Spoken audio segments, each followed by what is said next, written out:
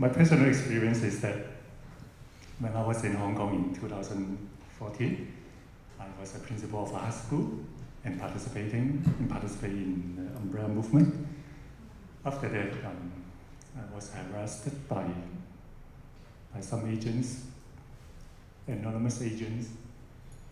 I don't know who they are, I don't know where they came, but I was arrested. And at the moment, you know, as a manager or an administrator in a school, some of my colleagues also query my dignity, my credibility, my integrity. I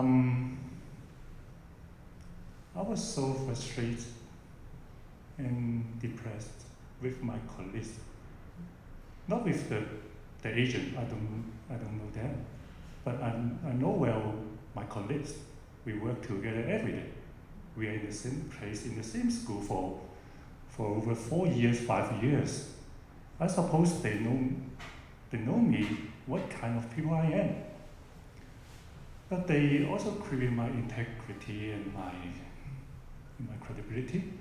I'm so disappointed. Because it is a Catholic school, so the Catholic Diocese of Hong Kong transferred me from that school to another school. After the transfer of the post, I always remind myself, maybe I have something done wrong with my colleagues. Maybe I'm too demanding. Maybe I'm not so considerate to them. It may be my fault. So after a few months, when I meet my colleagues again in another occasion, I can open my heart to chat with them, to share their situation, to share my feeling. My heart is in peace. I no longer have anger with them. Though but I feel that they have a bit embarrassing to talk with me because they know what the reason of my transfer. So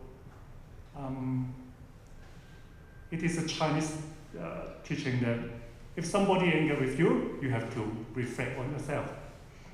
You know, it is and after that I feel very peaceful and calm. This experience, recalling the hard time in this. I find it